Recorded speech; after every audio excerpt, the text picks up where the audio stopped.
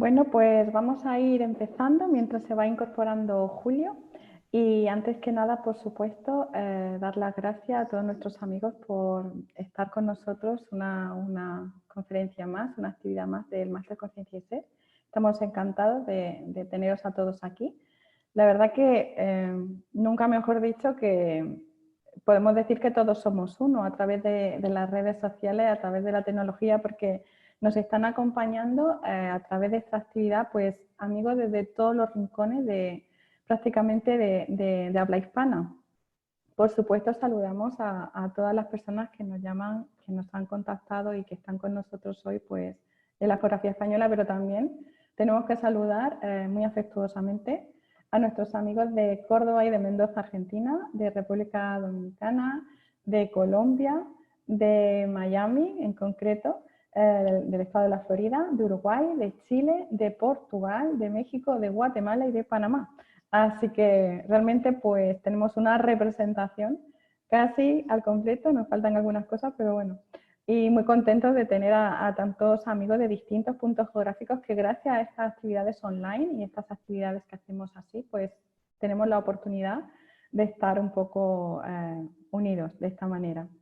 También aprovechamos pues, para repetir esa la cuestión de que podéis ir formulando vuestras preguntas a través del chat, ir escribiéndolas conforme os vayan surgiendo a lo largo de la conferencia y después dejaremos unos minutos para que Julio nos pueda solventar esas dudas que nos haya surgido, ¿no? De este tema tan fascinante que vamos a tener hoy, que es efectivamente el de la muerte, la gran ventana hacia la vida. Es un tema nuclear y central para todo el ser humano y también quizá por eso pues, suscita en nosotros tanto interés y es tan importante, ¿no? Afrontarlo también de una manera holística.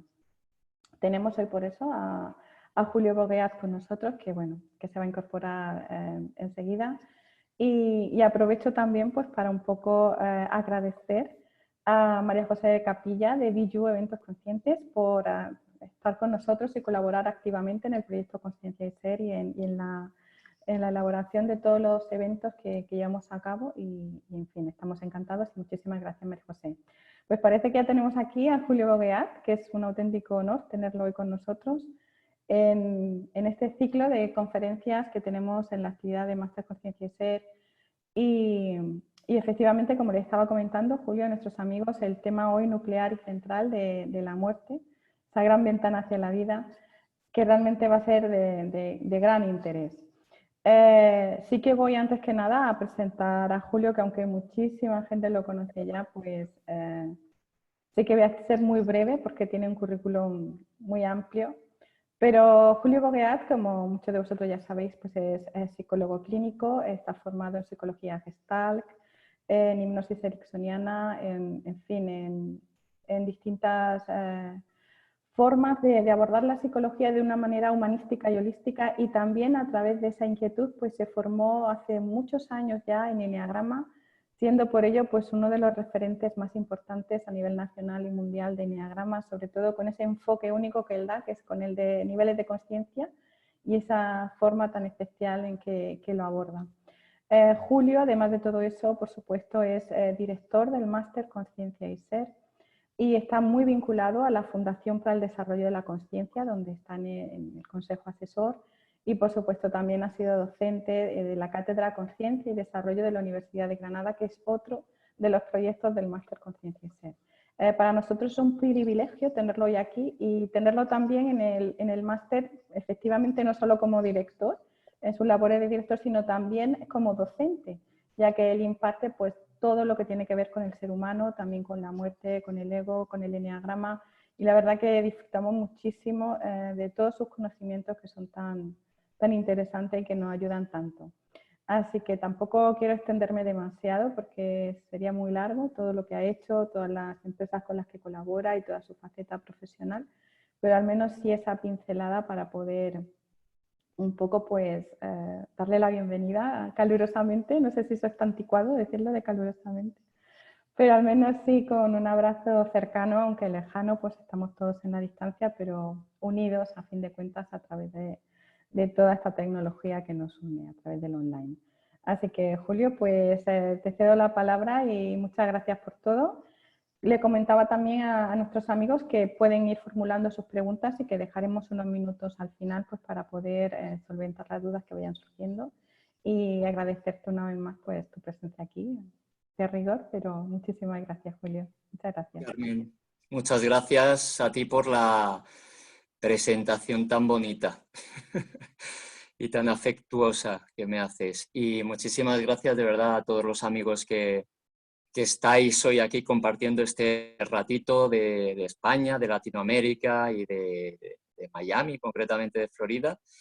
De verdad que para nosotros es un privilegio poder comunicarnos desde estas redes, aunque la pandemia no lo haya, bueno, no lo haya permitido a otros niveles, pero bueno, estamos aquí, menos es nada. Y desde luego que felices de compartir un rato con vosotros para hablar tan nuclear como es el de la muerte, ¿no? Realmente cuando hablamos de la muerte estamos hablando de un cambio, ¿no? Realmente cuando hablamos de cambio estamos hablando de transformación, pero las connotaciones que se han ido dando a lo largo de toda la historia y sobre todo en el mundo occidental han sido peyorativas, han sido en muchas ocasiones negativas, ¿no? Y es precisamente por esto por lo que nos gustaba la idea de poder hacer una conferencia de este estilo aprovechando la experiencia que tuve también cuando era un niño de 8 años. Deciros que la muerte, bueno, pues ha sido desde siempre, desde tiempos inmemorables, la gran ventana hacia la vida para muchas de las culturas, pero aquí en Occidente, bueno, pues tenemos un concepto un poquito más distorsionado, ¿no?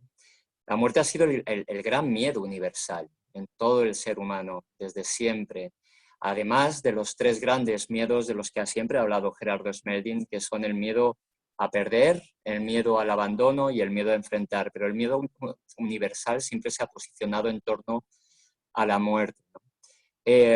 La muerte siempre ha estado realmente en nuestra vida.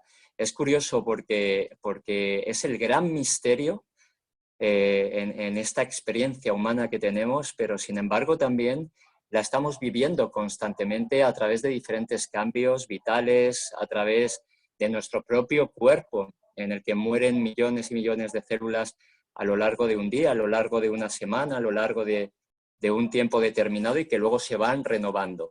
Podemos hablar también de la muerte en el momento en donde también conectamos a través del acto sexual con ese orgasmo y nos diluimos con el todo, aunque sea por unas fracciones de segundo, por unos segundos, ¿no? Y podemos hablar de muerte también en lo que en el máster denominamos morir al ego, es decir, morir a aquello con lo que nos hemos sentido siempre identificados, morir a aquello con lo que siempre hemos creído ser y que no éramos, sino que éramos esa voz que escuchábamos precisamente en nuestra cabeza, pero no nos dábamos cuenta de que realmente somos el ser que observa esa voz, somos la presencia que observa a esa voz. El tema de la muerte siempre ha suscitado muchas conversaciones a lo largo de toda la historia, con hogueras, con el fuego. Ha suscitado muchas películas, ¿no?, de terror, ha suscitado muchísimos movimientos a nivel cultural que hemos tenido en cuenta de una manera, como decía, muy negativa, ¿no? Pero si nos damos cuenta simplemente a nivel cultural, podemos observar que en China, cuando muere alguien, la gente se alegra, y cuando nace alguien, la gente se entristece, ¿no? Es constante, completamente un ciclo absolutamente invertido. Y esto, oye, pues es curioso, ¿no? Es curioso. Por eso queríamos dar cabida a esta breve píldora para hablar de lo que es nuestro punto de vista acerca de lo que es la muerte, ¿no? Desde hace muchísimos años, desde hace 70.000 años antes de Cristo concretamente, ya en el antiguo Paleolítico Medio, ya sepultaban a los muertos.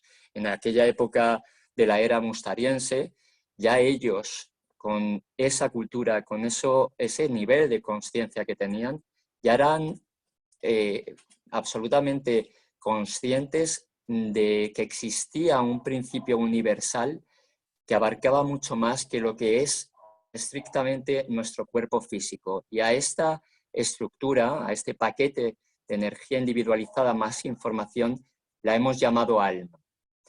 Desde siempre han estado todos estos tipos de principios en todas las culturas. También utilizaban el ocre rojo como una manera de simbolizar a través de ese color rojo la vida, ¿no? El símbolo de la vida. Y lo espolvoreaban en el propio cuerpo fallecido y en la propia tumba para invitar a este ser que había dejado este cuerpo físico a recobrar la vida después de la vida. Se han dado muchísimas circunstancias en torno a esto. En los sueños también aparecían los difuntos en las antiguas culturas y ya lo describían.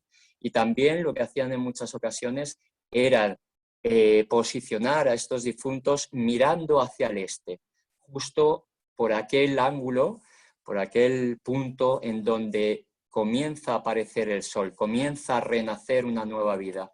Y esta era la manera en la que tenían de ofrecer a nivel de tributo, a nivel cultural y a un nivel muy social, esa nueva vida que se iba para que la cogieran en la otra vida. Desde la ciencia se han estado conjeturando muchísimas posiciones acerca de lo que es la muerte. Pero lo que está claro es que a mí, particularmente a nosotros, nos ha interesado una descripción muy clara que ha tenido que ver sobre todo con uno de los grandes investigadores de la consciencia y del cerebro, que ha sido Sam Parnia. Sam Parnia describía la muerte no como un evento en sí, sino como un proceso a través del cual se iba dando esa muerte a nivel celular, a través de ese momento en donde un médico podría dictaminar que esa persona había fallecido por varios criterios, por una ausencia de latido cardíaco, por una ausencia de respiración y por una ausencia también de actividad cerebral. Desde ese momento, y certificado siempre desde un médico, comienza ese proceso de muerte, ese proceso al que hemos denominado el morir de un cuerpo físico. ¿Qué es lo que ocurría? Que en muchas ocasiones, después de darse y de certificarse este fallecimiento, o incluso antes, se han relatado historias de personas que gracias a diferentes maniobras cardiovasculares, maniobras de recuperación, han empezado a describir diferentes cuestiones relativas bien o a aquello que estaba sucediendo en el lugar en el que acontecía la propia muerte, un quirófano, una habitación, cualquiera, o también describían cuáles eran los movimientos que se daban en todos aquellos estratos de consciencia o diferentes niveles dimensionales de la consciencia. Por lo tanto, la gente siempre se ha preguntado cada vez, o los científicos, mejor dicho, se han preguntado cómo una persona que no tiene actividad cerebral podía describir semejantes contextos, semejantes criterios, ¿no? Y además con un nivel de precisión absolutamente brutal, ¿no? Se han llegado a describir incluso números de referencia de las propias lámparas del quirófano en donde una persona ha fallecido por un paro cardíaco o cualquier otra situación, y cuando ha vuelto de estas maniobras de recuperación han descrito precisamente estos acontecimientos o diferentes conversaciones entre los miembros del equipo médico. Se ha visto también que en diferentes ocasiones todos estos movimientos se han ido dando de una manera bastante pronunciada, ¿no? Y han ido haciendo diferentes estudios con diferentes pacientes en parada cardiorrespiratoria que han descrito precisamente todo esto que os comento. Concretamente, entre un 10 y un 20% de todas las personas que volvían de esa muerte clínica describían todos estos acontecimientos.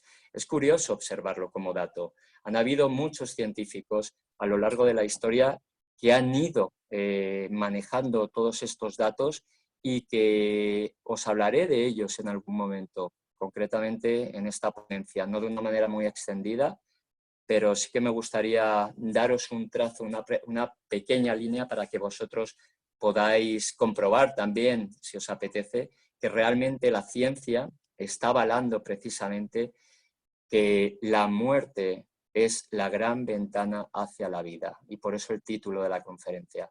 Y en este sentido sí que me gustaría comentar mi propia experiencia, ¿no? Ya no es solamente el hecho de que los antiguos ya supieran de una manera muy intuitiva que todo esto era cierto, que la muerte únicamente era un estado de conciencia, sino que me gustaría comentaros cuál fue mi propia experiencia, ¿no? En primera persona, porque creo que esto es lo más revulsivo, ¿no? Es lo que mayor impacto puede generar en el día de hoy.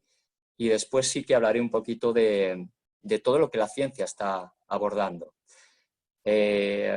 Bueno, mi historia, muchos de vosotros la conocéis y algunos, bueno, pues en varias ocasiones me habéis escuchado hablar de ello en primera persona o también con un grupo como el que tenemos hoy.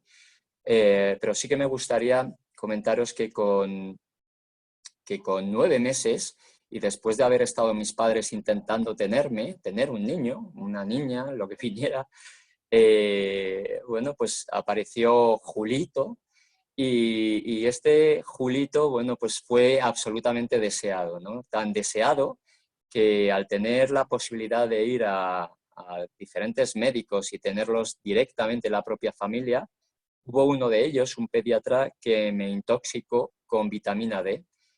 Yo nací con todos los parámetros absolutamente normales, pero esta persona, bueno, pues decidió, por el síndrome del recomendado, darme una dosis de vitamina D que calcificaría mis riñones y produciría una hipercalcemia precisamente a ese nivel.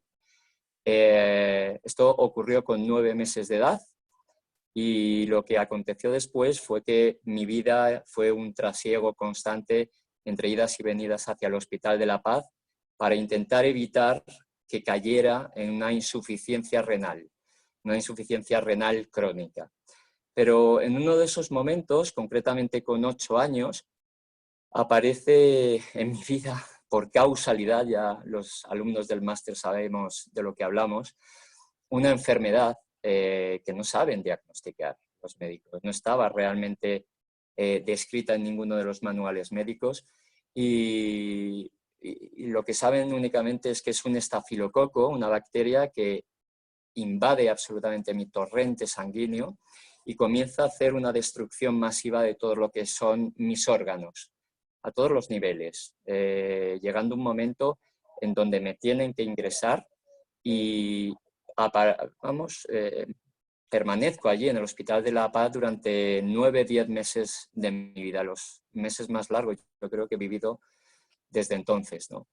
Hasta que llega un punto en donde mi propio cuerpo no puede soportar ya el impacto de la enfermedad y entro en coma. En ese momento, bueno, pues todos los médicos evidentemente quieren hacer todo lo posible por recuperarme, pero no era el momento, no era el momento. Yo recuerdo nítidamente cómo una parte de mí, por decirlo, por llamarlo de una manera, se desdobla de mi cuerpo físico y aparezco inmediatamente en el metro de Begoña. El metro de Begoña, todos los que seáis de Madrid, y si no lo comento aquí, es el metro que está justo al lado del Hospital de la Paz. Comienzo a caminar y comienzo a verme como si fuera un doble personaje, es decir, comienzo a verme como si fuera el protagonista de una película y comienzo a verme también como si fuera mi propio avatar, como si estuviera ahora mismo, ¿no? Integrado en el ser que soy.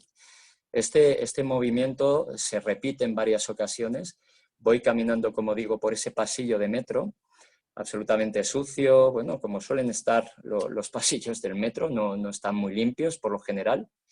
Y ¿cuál es mi sorpresa? Que a mano derecha comienzan a ascender unas escaleras que llevan directamente a algún lugar que todavía no reconozco, pero que sin embargo me siento absolutamente instado a llegar allí. En la medida en la que voy subiendo por estos escalones, voy sintiendo una profunda paz, una paz inefable, ¿no? Como describimos muchos de los que hemos tenido este tipo de experiencias. Y esta paz aumenta cada vez más y más en la medida en la que voy ascendiendo. Comienzo a observar entonces esa luz que en tantas ocasiones se han descrito en muchísimas bibliografías, entre muchísimas personas ya, y en ese momento el nivel de paz es absolutamente exponencial. De verdad que me quedo absolutamente sin palabras porque realmente era de otro mundo, ¿no? Era de otro mundo. Comienzo a sentir también a mis seres queridos, familiares que habían partido ya. No soy capaz de observarles físicamente a través de mis ojos porque yo en aquel momento tampoco no era una entidad física, pero sí soy capaz de percibirlos a un nivel muy energético, muy sutil. Y es en ese momento en donde detrás de estos familiares emerge una figura que para mí es absolutamente emblemática y para muchos de los que estáis aquí en Latinoamérica y en España, porque es la figura de Jesús de Nazaret. Siempre me gusta hacer un punto de inflexión aquí porque no quiero hacer apología de ninguna religión, no quiero hacer apología de ningún tipo de manera de vivir la vida de cada uno a este nivel espiritual, pero sí digo siempre que probablemente si yo hubiera sido budista me habría parecido Buda o cualquier otro tipo de ser. En este caso fue Jesús de Nazaret, mi padre era sevillano y yo desde pequeñito, bueno, pues estuve con la saeta, ¿no? Estuve siempre escuchando música y con un nivel cultural dirigido hacia todo lo que era la religión muy potente. Y en ese sentido yo también tenía en el cabecero de la cama del hospital en el que estaba ingresado al Cristo del Gran Poder y fue precisamente esta figura la que se me apareció en aquel momento. Me miró con un amor, bueno, cada vez que llego a esta parte me emociono porque no tiene nada que ver con el amor que nosotros entendemos aquí, ¿no? En este 3D. Su mirada era absolutamente resplandeciente, no había ningún tipo de mentira y era la verdad más absoluta que he podido atisbar a lo largo de toda mi vida. Y con todo ese amor comenzó a bajar a través de esas escaleras, se posicionó en el escalón en el que yo estaba y me miró con un amor tremendo y me hizo así con el dedo. Bueno, como podéis imaginar, siempre lo digo un poco en plan de broma porque hay veces que me cuesta conectar con tanta emoción, pero no me puse a discutir con aquel hombre. Sabía perfectamente que no era mi momento, no era el momento de irme hacia allí y volví al otro lado, ¿no? En el otro lado, bueno, es mi madre la que me describe todo lo que había estado sucediendo durante aquel momento. Los médicos me habían descartado, habían dicho que no era el momento, que tenían que desconectarme porque en el caso de que sobreviviera me iba a quedar como un vegetal con unas facultades muy mermadas. Y bueno, lo único que les dijeron a mis padres fue que pasaran a despedirse. Mi madre se atrevió a entrar, mi padre no sacó la fuerza para poder hacerlo, pero lo que me dice mi madre es que ella me cogió de la manita y únicamente me dijo, por favor, Julio, si todavía estás ahí, este es el momento de volver, por favor, hazlo, ¿no? Y seguidamente, bueno, se me cayeron un par de lagrimones y toda la maquinaria médica, bueno, pues empezó a funcionar como si fuera una telenovela, ¿no? Lo siguiente que recuerdo es abrir los ojos completamente, mirar a mi madre y decirle, mamá, he visto a Jesús. Y mi madre, muy incrédula, evidentemente, porque no podía atisbar realmente la dimensión de todo lo que había vivido, me dijo de manera muy ingenua: ¿has visto a Jesús López Cerce? Y yo: no, mamá, Jesús López Cerce era el internista que me había estado llevando durante toda esa época. Le dije: no, no, madre, no. A quien he visto es a este, ¿no? Y señalé con el dedito de una manera muy vaga, porque no tenía fuerzas de ningún tipo, a la postalita que me había puesto mi padre en aquella cabecera de la cama. Lo siguiente que recuerdo es que vinieron 5 médicos, 4 o 5 médicos con sus linternas para poder observar mi actividad pupilar. Y en aquel momento me llevé el regalo más grande que se puede llevar un ser humano, que no tiene la certeza de que todo esto es un mundo de ilusión, es una Matrix en la que a la que hemos venido realmente a aprender, ¿no? Desde ese momento mi vida dio un giro de 180 grados. Con 8 años, imaginaros, comencé a leer ya libros dirigidos en este sentido, comencé a investigar acerca de esto porque mi ego comenzó a reapropiarse de mí con el tiempo y me iba susurrando al oído de una manera muy sutil que yo todo esto me lo había inventado, o que era un sueño, que no era posible, ¿no? Pero en todas estas investigaciones, en todos estos años, me di cuenta básicamente de 3 cuestiones que para mí son fundamentales, ¿no? La primera de ellas es que con 8 años una persona no tiene sesgo, un niño no tiene sesgo, es decir, yo nunca había recibido la información de que en el momento de morir yo podía ver un túnel, podía observar a mis seres queridos, podía ver algún tipo de figura emblemática, ¿no? Como fue la de Jesús de Nazaret, con lo cual esta parte me dejó bastante liberado. La siguiente razón, si nos ponemos desde el cognitivo, es que en un estado de coma no son posibles los sueños, es decir, toda la actividad cerebral ha cesado y no es posible el estado onírico. Y la tercera de ellas, y para mí la más objetiva, aunque para vosotros pudiera ser, bueno, un poquito más difusa, es que yo nunca he sentido el amor y la verdad que viví en aquel momento. Jamás, jamás. Y esta certeza no me la quita nadie. Desde ese momento, bueno, di esta información a muy pocas personas, las personas que eran correspondientes de alguna forma, o esas personas que me dijeron que hablara acerca de ello, pero no fue hasta hace unos 6 años aproximadamente donde me llamaron para asistir como niño superviviente al Hospital de La Paz, al aula magna del Hospital de La Paz, y allí delante de 600 personas, creo que es el aforo aproximado, una de las enfermeras, después de estar contando mi historia clínica, solamente clínica, y solamente al relatar en un momento muy puntual que había aprendido mucho en la UCI, donde había estado, me preguntó que qué era lo que había aprendido.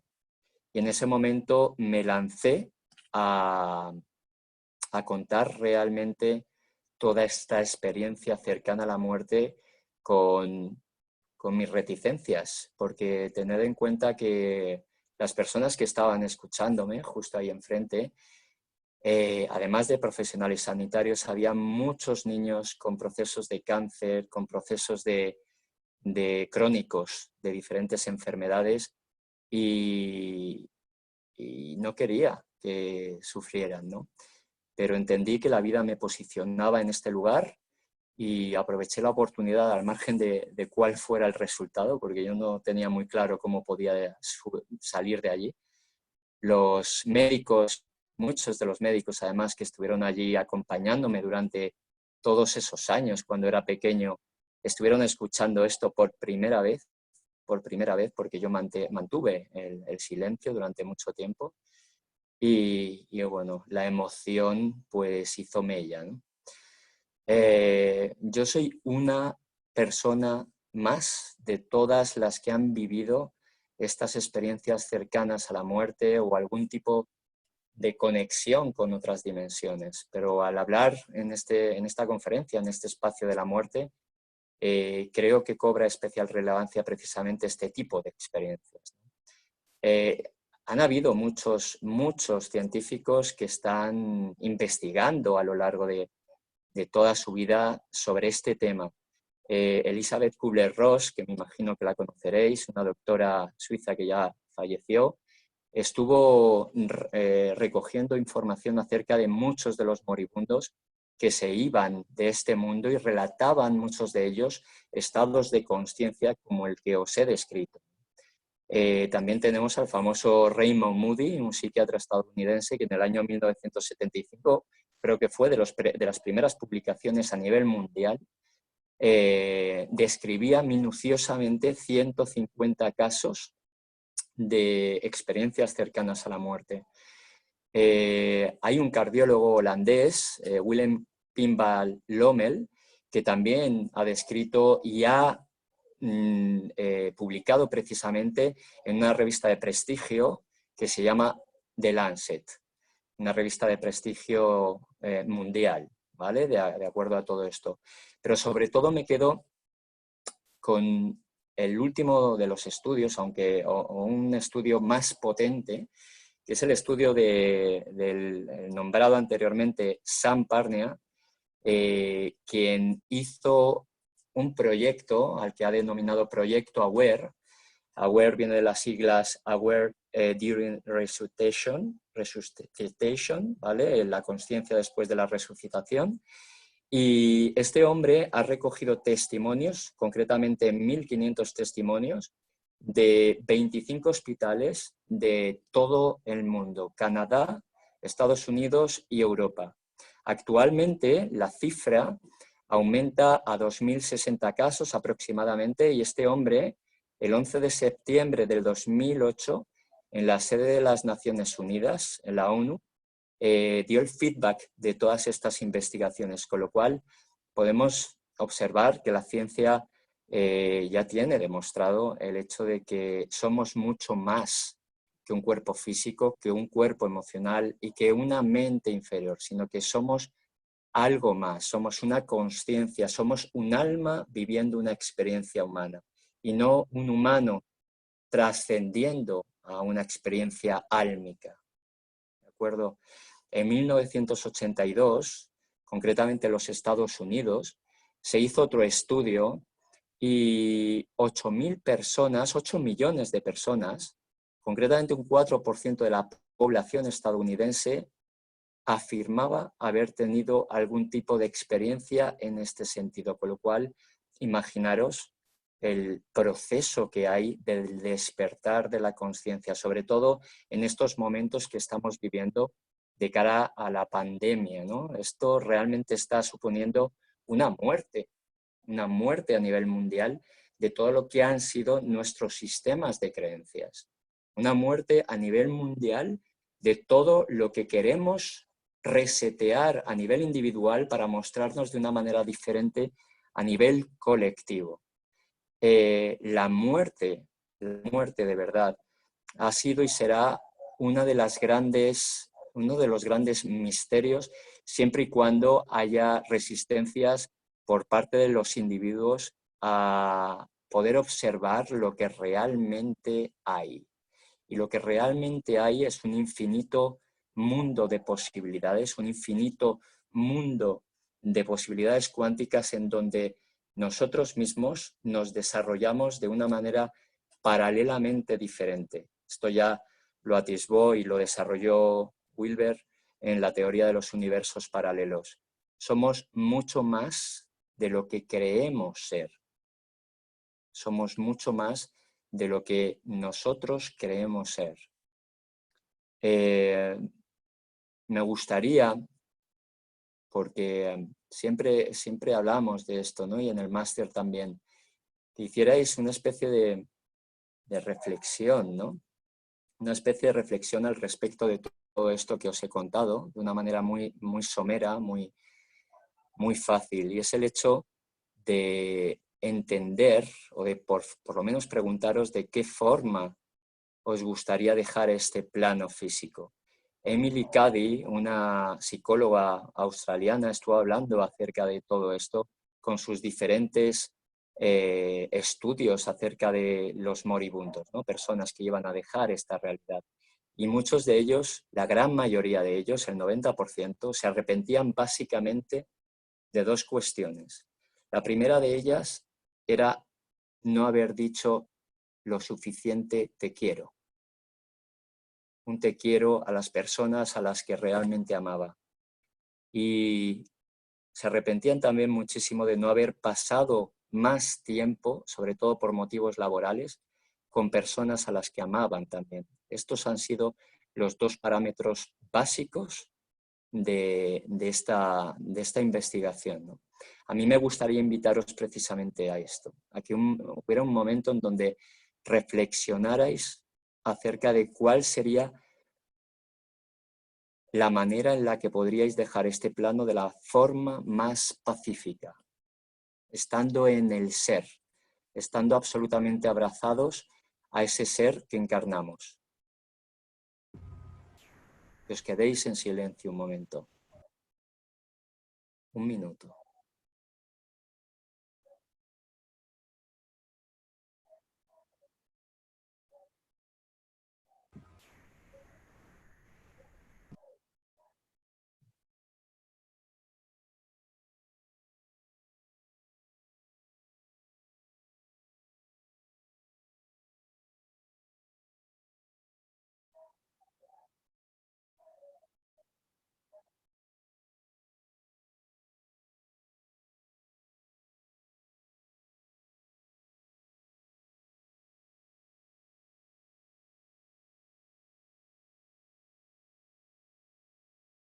Y una vez terminado este minuto aproximadamente, únicamente me gustaría terminar con la siguiente reflexión. Hubo una persona que se cruzó un día en mi vida y que le encantaba jugar muchísimo con las palabras y con las frases, les daba la vuelta y jugaba con ellas de una manera que encontraba más sentido que frases que son lógicamente construidas, ¿no? Y él me decía, yo no sé por qué la gente tiene tanto miedo a morir. Y yo me quedé mirándole y le dije, hombre, yo creo que es absolutamente humano que las personas tengan miedo a morir, porque hay un instinto biológico, hay una biología que va a primar por la supervivencia siempre. Y me dijo, sí, sí, yo esto lo entiendo, pero cuando uno tiene la certeza de que va a morir, y me describió amor, ir, es decir, a ir hacia el amor, el miedo se diluye. Con lo cual, vivamos sin miedo para que podamos morir sin miedo. Muchas gracias. Pues muchísimas gracias, Julio, por haber compartido lo primero de todo esa experiencia tan personal, tan especial como esa experiencia cercana a la muerte, y también por haberlo, en fin, añadido, poder añadir también toda esa parte de la ciencia, ¿no? Toda esa ciencia médica que hoy en día pues aboga pues por eso, por una existencia que va más allá de la propia existencia física y por un campo de conciencia al que al final pues de alguna manera pues vamos, porque pertenecemos a él. Es fantástico poder contar con esa experiencia tuya. Y vamos a ver si hay alguna pregunta Sí. de alguno de nuestros amigos que quieran hacernos a través del chat, si puede ser, si es posible. Había visto una mano levantada, pero ahora no la veo exactamente. Parece que esa, no sé. Pero si preferís escribirla por el chat, probablemente sea más fácil de poder transmitirle a Julio vuestras inquietudes. Nos mandan saludos también algunos amigos, como Augusto Curiel, desde Panamá te manda recuerdos también. Y Lucía Inserra también, de la Universidad de la Conciencia, te manda saludos también. Y bueno, y vamos a ver si tenemos alguna pregunta para Julio.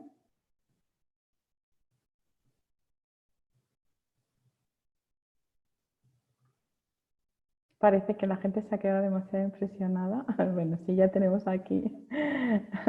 Bueno, Sonia te manda abrazos, Sonia Caraj, una de nuestras alumnas, te manda Abrazos, abrazos. Lucía, abrazos a todos. Por supuesto, hay que decir que efectivamente todos estos contenidos, tanto del ego como de la muerte del ser humano, evidentemente en el máster Julio los explica en un módulo entero, que son pues casi, claro, 16 horas. Aquí ha sido una cosa muy, muy condensada, es prácticamente como un pequeño aperitivo, y es en nuestras formaciones donde realmente pues todos estos temas los desarrollamos más ampliamente.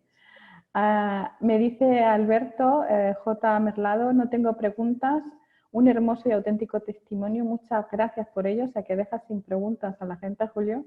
Beatriz Villa pregunta, Beatriz Villa dice, si es cultural la percepción, ¿la podemos modificar? Yo creo que se refiere efectivamente a esa percepción de la muerte, si es una cuestión cultural. Claro, claro que Beatriz, ¿verdad? ¿Carmen se llamaba? Beatriz Villa. Beatriz, encantado de saludarte. Claro que la podemos cambiar.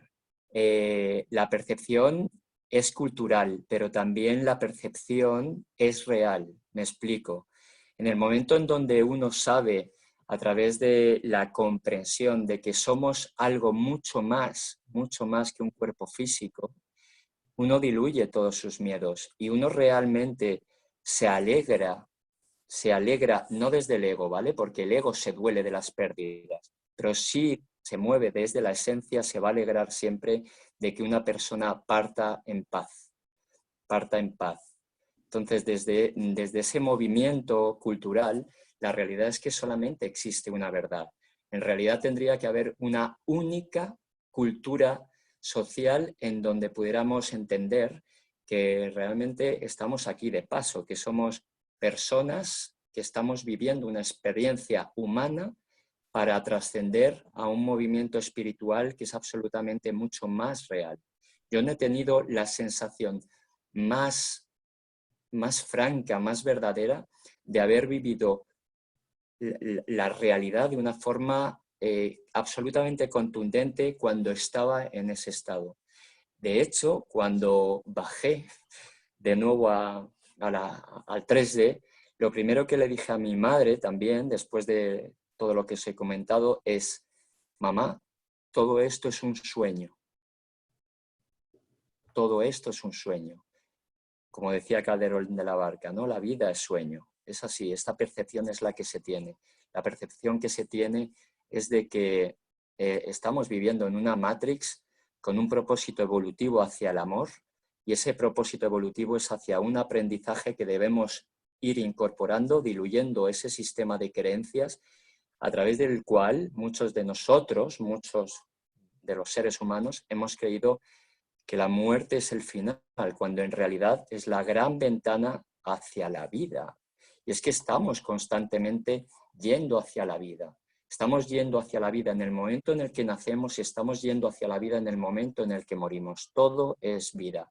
Y yo espero que poco a poco, con las formaciones que damos aquí y en otros lugares también, muchos compañeros, podamos ir cambiando esa conciencia social, ir transmutándola para que podamos vivir en libertad, de verdad, para que podamos morir al ego, que esto es lo fantástico, ¿no? Entender que el ego es una maquinaria que presta su servicio absolutamente amoroso en esta dimensión, pero que en muchas ocasiones sirve como un distorsionador, ¿no? De lo que en realidad existe, ¿no? Como decían los antiguos, hay un maya, hay un mundo de ilusión que tiene que caer para poder trascender. Creo que he respondido. Sí, tenemos más preguntas. Nos preguntan también, bueno, si esas formaciones que damos las damos online, por supuesto que sí. Damos las formaciones en online y por supuesto pueden a través de nuestro correo electrónico info@masterconcienciayser.com ponerse en contacto y le daremos toda la información sobre nuestras formaciones online. Otro buen amigo nuestro, Salvador Porta, nos dice saludos de Salvador desde Chile. Salvador. Felicitaciones a Julio por esta maravillosa charla. Y hace una pregunta concreta. ¿Cómo has vivido y sentido la pérdida de seres queridos? ¿Cómo lo he vivido con absoluta paz? ¿Vale? Sí que es cierto que hay una parte egoica en el que, vuelvo a repetir, se duele. Mi padre murió 3 años después de cuando yo tuve esta experiencia cercana a la muerte, que fue con 8. Mi padre falleció cuando yo tenía 11 años y por supuesto que dolió, porque somos también carne, porque estamos aquí también para vincularnos de manera emocional y de una manera absolutamente humana, ¿no? Pero sí que puedo discernir que el movimiento de dolor no llegó al sufrimiento. Es decir, yo entendí y sentí en el momento de la muerte de mi padre, que fue la más revulsiva que he tenido en mi vida, que él estaba en paz. Y yo sentí un profundo agradecimiento y una profunda paz en aquel momento en el que me dijeron que había partido, ¿no? A medida que he ido creciendo y a medida que he ido investigando y a medida que he ido evidenciando no solamente a través de la experiencia cercana a la muerte, sino a través de diferentes estados meditativos, que somos mucho más que de lo que creemos ser, he ido abrazando el dolor, por supuesto, porque soy humano, pero de una manera muy, muy, muy liviana, tan liviana que incluso hay veces que me siento raro por no sentirme mal, ¿no? Está ahí como una especie de introyecto todavía cultural que me aprisiona, ¿no? Y tengo que hacerme parejo con esas personas que están sufriendo, ¿no? Tengo que comprender que muchas de las personas que tienen pérdidas sufren e intento acompañarles en su dolor, por supuesto, manteniéndome como testigo de su dolor y de su sufrimiento también en muchas ocasiones. Pero lo vivo de esa manera, Salvador. De todas formas, ya lo desarrollaremos tú y yo tranquilamente, tomando un zumo de naranja. Julio, tenemos más preguntas. Tenemos, por ejemplo, a Ana que nos pregunta, ¿cómo puede ayudarnos este conocimiento a vivir en este plano si lo que deseas en esta vida es ese amor que describes y no el sufrimiento que trae el ego? ¿Es posible trascender ese ego? A ver, trascender el ego desde el psicólogo no creo que sea positivo del todo, ¿vale? ¿Cómo lo puedo explicar? Me refiero a que el ego tiene que ser funcional. Es decir, el ego me tiene que servir para poder ir a por el pan, para poder moverme en este nivel 3D. Pero cuando uno comprende que aquello que hemos venido a hacer a este mundo es únicamente trascender nuestro sistema de creencias para poder abrazar el amor y entender que desde la comprensión de todo aquello cuanto acontece, yo soy capaz de aceptar mucho más aquello a lo que me resisto, entonces aumento mi nivel de energía vital y me puedo mover desde unos movimientos, ¿no? Valga la redundancia, mucho más amorosos. Por lo tanto, me peleo mucho menos con la vida. Yo sé que hay personas a las que no les gustaría estar aquí. Yo he trabajado con colectivos suicida en consulta en muchas ocasiones. Y es que ellos, desde esa psicopatología en muchas ocasiones, no pueden entender que venimos aquí a amar, a posicionarnos desde un lugar absolutamente fraternal y que precisamente por esos niveles bajos de energía pueden entrar en depresión, pueden entrar en ansiedad y en estados psicopatológicos muy potentes que les llevan a no comprender esto de lo que va la vida, ¿no?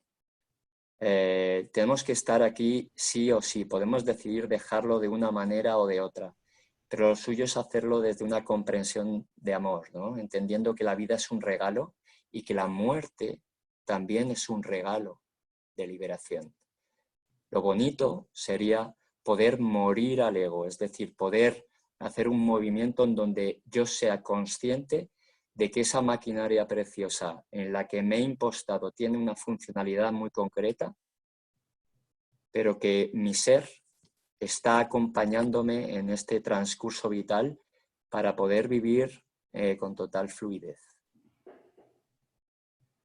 Muchas gracias, Julio. Tenemos más preguntas. Una en concreto, yo creo que la ha respondido perfectamente porque nos comentaban en esta pregunta sobre Jesús Carlos nos preguntaba que cómo se entendía el tema del suicidio.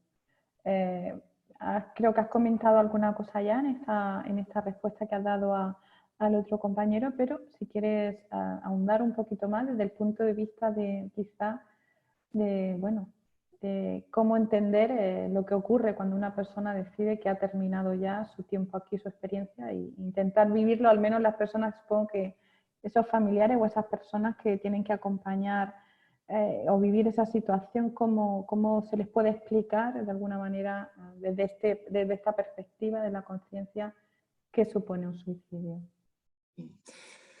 Un suicidio, a ver, podría tener muchísimas lecturas y podríamos pasarnos aquí un buen rato hablando acerca de toda de esta circunstancia, ¿no?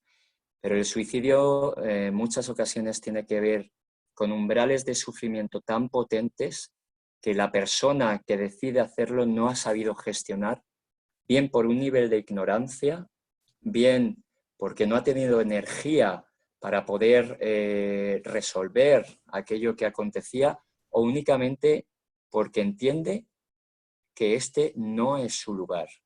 No es su lugar. Hay una especie de nostalgia por el amor perdido, ¿no? Por esa fuente de vida perdida. Y es muy difícil acompañar en el dolor a las personas que han perdido familiares o parejas o cualquier otro tipo de persona, ¿no? que ha decidido hacer este movimiento. Al final, y desde esta información que también damos, las personas que deciden suicidarse también nos están enseñando a nosotros algo, nos están enseñando el valor de la vida, nos están enseñando la precariedad de la vida y nos están enseñando a hacer un tributo real hacia el regalo que se nos ha dado. Una persona que quiere suicidarse es porque tiene mucha información de ignorancia. Y no utilizo la ignorancia en tono peyorativo, utilizo la ignorancia en términos de un sistema de creencias que está pulsando, está haciendo movimientos compulsivos para que esa persona pierda la vida.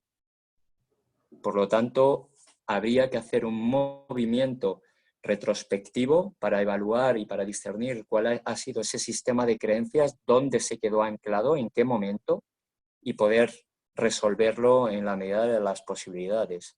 También en muchas ocasiones las personas que se suicidan lo decidieron en ese contrato álmico en el que hemos estado hablando en muchas ocasiones. Y realmente no hay un punto disruptivo en donde ese ser humano decide terminar con su vida física. ¿Vale? Muchas gracias, Julio. En ese punto también, efectivamente, pues los términos como culpa o culpable desaparecen, se van diluyendo a la luz de esta nueva visión de la realidad. Tenemos otra pregunta, Marta Villar, nos dice: gracias, Julio, por la ponencia, muy interesante. Está buena esta pregunta. ¿Cómo reconocer al ego del ser? Qué bonita, qué bonita. Mira, te lo voy a responder de una manera muy fácil. El ego se distingue en la medida en la que tus pensamientos generan en ti sufrimiento. Ahí es donde está el ego. Y en la esencia o el ser está precisamente lo contrario, en los resultados de satisfacción. Nosotros, los seres humanos, nos podemos mover a estos dos niveles. Nos podemos mover en niveles de satisfacción elevados o niveles de satisfacción bajos. Y cuando uno funciona desde el ser, entiende, porque comprende que todo aquello cuanto ocurre en la vida es con un proceso, con un motivo hacia el amor. Por lo tanto, no hay resistencia frente a ello y por lo tanto no hay sufrimiento. Pero el ego tiene básicamente dos condiciones. La primera es controlar mi agenda, es decir, controlar lo que quiero que ocurra, controlar lo que no quiero que ocurra y además sentirme reconocido. Cuando aparece el ego, ineludiblemente aparecen también con él sensaciones de sufrimiento. A mí esto siempre me ha ayudado mucho para discernir entre lo que preguntabas. Muchas gracias, Julio. Qué gran respuesta. Esa sensación, esa pregunta de que me hace perder la paz y qué es lo que me la aporta, como un poco la balanza para poder discernir. Otra pregunta que nos hace Ana Mercedes Pérez nos dice: ¿cómo se explica la vida eterna desde el punto de vista del desarrollo de la consciencia? Esta también es muy bonita, ¿eh, Carmen? Sí, la verdad es que sí. Uf, aquí sí que tenemos para explayarnos. Lo Creo voy que le a... hace falta hacer el máster a estos chicos porque necesitan horas y horas y horas, o al menos acudir a más conferencias o no sé.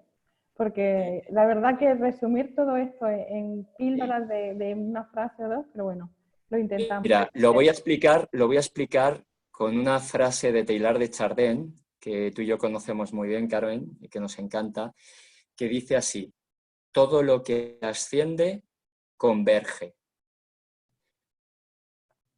La dimensión en la que estamos viviendo ahora mismo es 3D, es una dimensión densa, es una dimensión que se mueve en términos frecuenciales muy densos.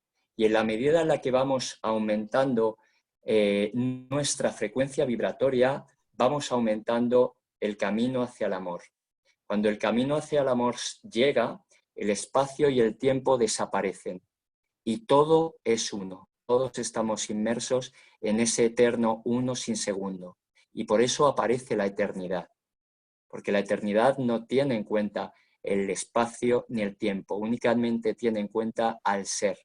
Somos gotas de ese océano al que todos iremos a parar en algún momento. No hay más. Creo que te he respondido de una manera muy, muy concreta, porque es que esto da para mucho, de verdad. Muchas gracias, Julio. Ese uno sin segundo que ya nos dice los Upanishads hace miles de años. Efectivamente, hay otra pregunta más concreta respecto a tu experiencia. Viene de la mano de Lucía Inserra, que dice: entendiendo la dimensión vivida desde tu esencia 6, de eneatipo 6, esto ya estamos hablando de eneagramas, no sé si alguno de nuestros amigos conocerán el tema, pero bueno, desde el eneatipo 6, ¿cómo influyó la actitud de tus padres luego de esa experiencia que tuviste cercana a la muerte? Lucía, amiga, saludos. Con Lucía he hablado mucho de eneagrama, precisamente en su universidad. Eh, Mira, después de tener mi experiencia cercana a la muerte, mis padres no conocieron realmente mi experiencia cercana a la muerte, no tuvieron constancia de ello, excepto mi madre. Pero mi madre siempre quiso decirme que era un sueño, que había sido un sueño, porque además coincidió que justo en aquel momento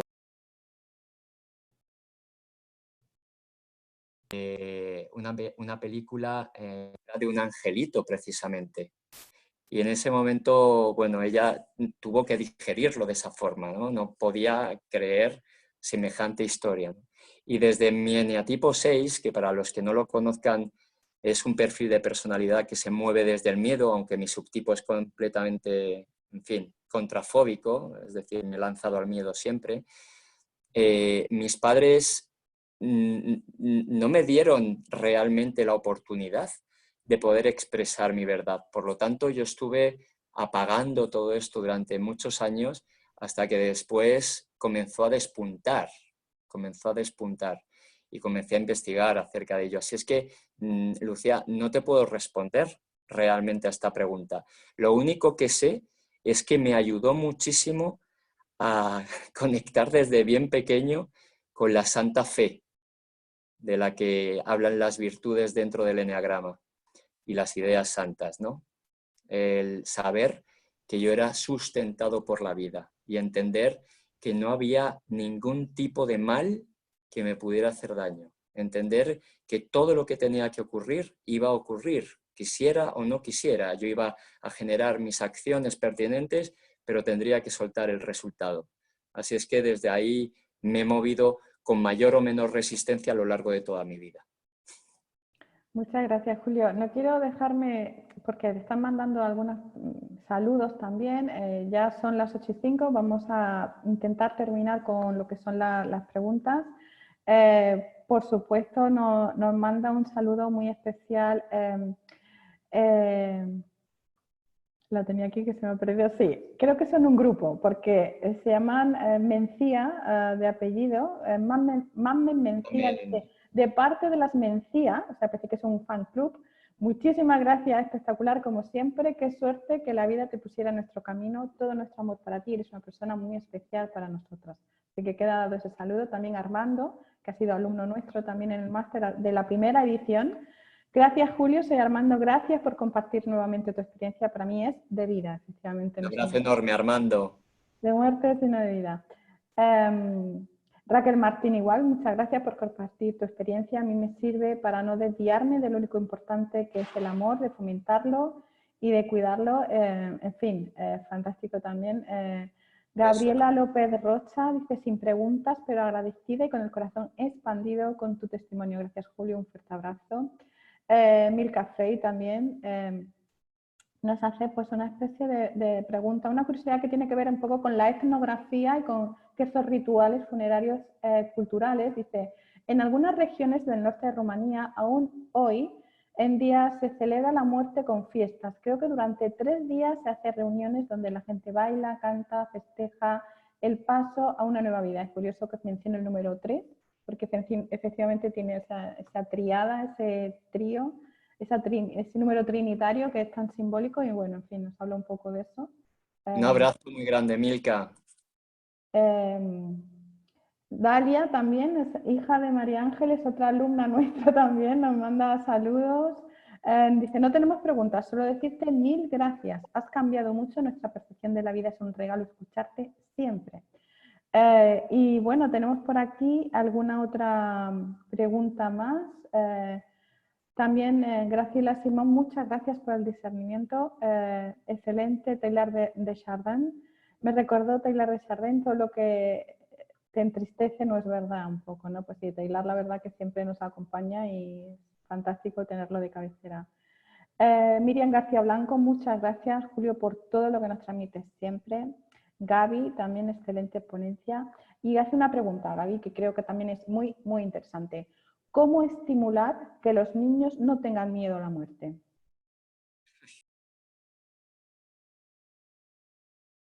Qué bonito. Pues mirad, no sabía si lo iba a contar, pero creo que lo voy a contar. Mi propio hijo, con 7 años, me dio testimonio precisamente de todo lo que era el concepto de reencarnación. Es decir, lo que te quiero decir es que cada vez menos tenemos que apoyar a nuestros hijos para que entiendan lo que es la muerte o cuál es el concepto de la muerte o de la vida. Sí que es cierto que en función de los patrones culturales que hemos bebido, cada vez más los niños, bueno, se van impostando una forma u otra de percibirlo. Pero la realidad es que esto, de una manera muy natural, lo han integrado desde siempre. Ellos vienen absolutamente diseñados para entender que la muerte es vida y que la vida es muerte, de una manera muy intuitiva, porque tenéis que tener en cuenta que están muy conectados todavía, ¿no? Sobre todo cuando tienen el tema de la fontanela abierta, aunque no tienen capacidades verbales. Pero te cuento que mi hijo con 7 años, estando una vez en el apartamento de la playa, se levantó a las 6 de la mañana un día y comenzó a ver la televisión y yo salí para ver qué había ocurrido y me dijo que estaba pensando en Nika. Nika era la perra de la familia y me preguntó que qué iba a pasar con ella. Yo le dije, oye, pues mi amor, Hugo, Nika es muy mayor y probablemente pues deje de vivir aquí, ¿no? Y me dijo, ¿y después qué? Esto fue lo que me preguntó mi hijo con menos años, perdonar, con 4 años. Con 4 años. Me dijo, ¿y después qué? Y me quedé mirándole y aproveché la psicología para que me diera un poquito de información, por si acaso, ¿no? Y él me dijo, pues no lo sé, tú eres mi padre, cuéntamelo, ¿no? Y le dije, pues yo tampoco lo sé. Y le dejé viendo la televisión. A los pocos segundos giró su cabecita y me dijo, papi, ya me acuerdo. Ya me acuerdo. subimos y bajamos, subimos y bajamos, subimos y bajamos, así todo el rato, un rollo.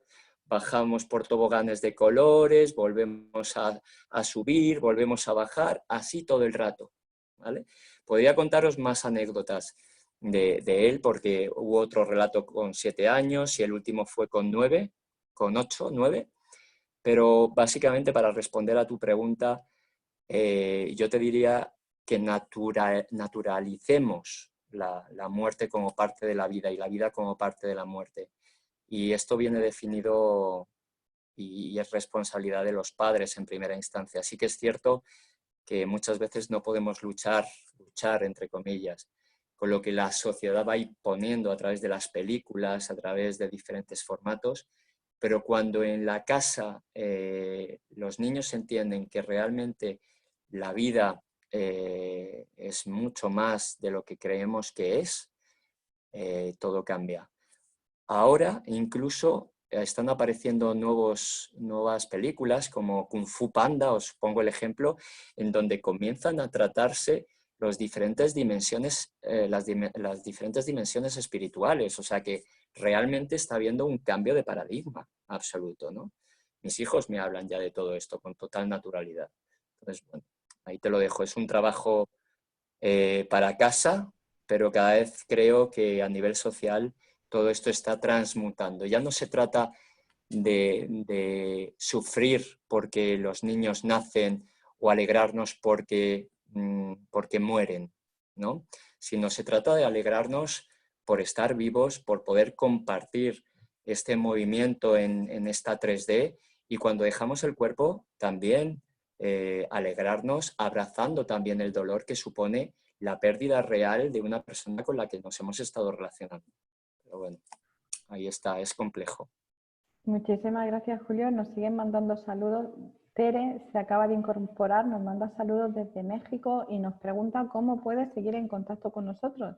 Te lo he puesto por escrito, pero también, bueno, ya lo comento en general, que a través de nuestro correo electrónico info@masterconcienciaser.com y de nuestra web, por supuesto, masterconcienciaser.com, y un poco pues pueden seguir también en contacto con nosotros, con nuestras formaciones. Tenemos alguna formación los días 24, 25 y 26 de julio, un pequeño residencial online y por supuesto nuestro máster que comienza en octubre, tanto el presencial como el online, que parece que ahora es el gran formato que se impone. Hay algunos otros saludos. Sonia nos preguntaba también que qué pasa un poco con ese alma cuando tiene esas etapas, cuando se va como reencarnar, que es una palabra que tampoco nosotros usamos mucho. No, utilizamos las experiencias sucesivas del alma. Sí, un poco qué pasa ahí, qué es lo que pasa ahí. Nos pregunta Sonia Caraj, alumna nuestra también. Sonia. Sí, Sonia Graciela. con esas preguntas tan bonitas. Ya creo que para terminar te voy a leer los dos últimos que quedan. Julio, ya terminas tú porque realmente son las 8:15 y un poco por ir cerrando, pero por no dejar a nadie sin respuesta. Mónica Palacio me dice: es un placer escuchar a Julio. Bueno, dice: Jesús sabía muy bien por qué aún no era su momento, por qué te dijo que no. Había un poco que iluminar, ¿no? Así que bueno, que muchas gracias porque efectivamente sí que Julio nos ilumina, ¿no? con toda su sabiduría. Y Graciela Simón nos dice: muchísimas gracias por la conferencia, saludos desde Argentina también, o sea que vemos que hay amigos de todos los países de habla hispana. Así que Julio, ya pues si quieres contestar a Sonia y un poco por cerrar. Muchas gracias. Sonia, a ver, te puedo o os puedo recomendar un libro que para mí fue, bueno, revulsivo en su momento también, ¿no? Es de un psiquiatra que se llama Michael Newton. El libro se llama Vida entre vidas y describe muy bien todo esto que preguntas, ¿no? Las etapas evolutivas del alma hasta que se funde con ese todo. Yo creo que por cuestiones de tiempo y por respetar a todas las personas que están, que son muchas, yo creo que lo vamos a dejar. Y como eres alumna del máster y además amiga, te contesto directamente y tenemos un día una charla, ¿vale? Porque es un tema muy complejo. Tú eres muy voraz, Sonia. Pues muchísimas gracias, Julio, y en fin, si quieres, en fin, despedirte tú y decir alguna cosa. Quería, nada, simplemente agradeceros la escucha. Para mí es genial, de verdad, poder compartir todo aquello que he estado viviendo en primera persona durante muchos años y luego a través de la profesión. Simplemente espero que os haya aportado un poco todo lo que os he comentado hoy y daros las gracias por estar y por caminar con nosotros de una manera o de otra, en un momento u otro, porque aquí estamos todos de la mano con la antorcha, iluminando y siendo maestro y alumno a la vez.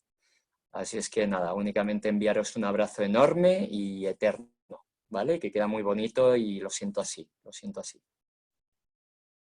Pues muchísimas gracias, Julio. Gracias a todos y ha sido un placer pues teneros con nosotros en esta conferencia, dentro del ciclo de conferencias del Máster Conciencia Ser. Así que muchísimas gracias a todos y buenas noches desde España, tardes o mañanas según los usos horarios. Muchísimas gracias. Un abrazo. Gracias. Un abrazo enorme, Carmen, a ti también. Gracias por todo. Gracias. Chao. Chao.